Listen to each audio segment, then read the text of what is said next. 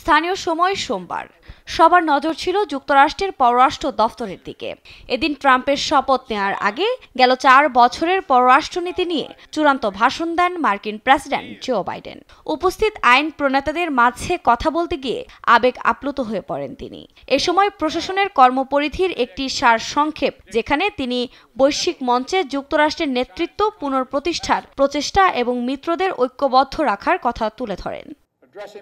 এ সময় বিশ্ব একটি পরিবর্তনকালীন মুহূর্তে রয়েছে উল্লেখ করে ন্যাটোকে ইউক্রেনের সমর্থনে ঐক্যবদ্ধ করার ক্ষেত্রে নিজ প্রশাসনের ব্যাপক প্রশংসা করেন এ বিদায়ী মার্কিন প্রেসিডেন্ট।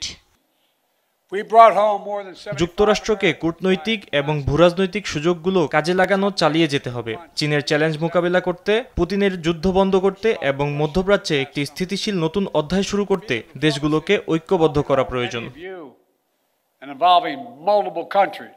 সেই সঙ্গে রাশিয়া, চীন ও ইরানের সমালোচনা করেন বাইডেন। মার্কিন প্রেসিডেন্ট বলেন, তার নেতৃত্বে যুক্তরাষ্ট্র একাধিক সংকট মোকাবেলা করে দেশটি এখন আরও শক্তিশালী।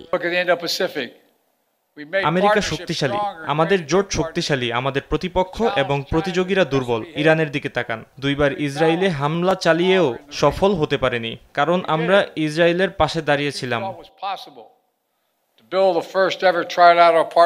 জলবায়ু পরিবর্তনের বিরুদ্ধে পদক্ষেপ নেওয়ার জন্য প্যারিস চুক্তিতে পুনরায় যোগদান এবং চীন, রাশিয়ার মতো প্রতিদ্বন্দ্বী দেশগুলোর বিরুদ্ধে কৌশলগত অবস্থানকে শক্তিশালী করার কর্তৃত্ব দাবি করেন বাইডেন।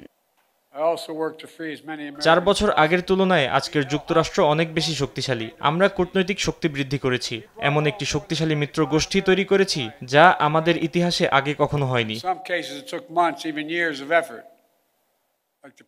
আসন্ন ট্রাম্প প্রশাসনের প্রতি সতর্ক বার্তা দিয়ে বাইডেন জলবায়ু পরিবর্তন এবং যুক্তরাষ্ট্রের বৈশ্বিক নেতৃত্বের গুরুত্ব আরোপ করেন। আমি জানি কিছু মানুষ ক্লিন এনার্জির প্রয়োজনীয়তায় সন্দেহ প্রকাশ করেন। তারা জলবায়ু পরিবর্তনকে অবাস্তব মনে করেন। তারা ভুল করছেন। এটি মানবতার জন্য সবচেয়ে বড় অস্তিত্বগত হুমকি। ভাষণে যুক্তরাষ্ট্রের ভবিষ্যতের জন্য দিক নির্দেশনা দিয়েছেন বিদায়ী মার্কিন প্রেসিডেন্ট। আফরিন মৌ, নিউজ ডেস্ক, দেশ টিভি।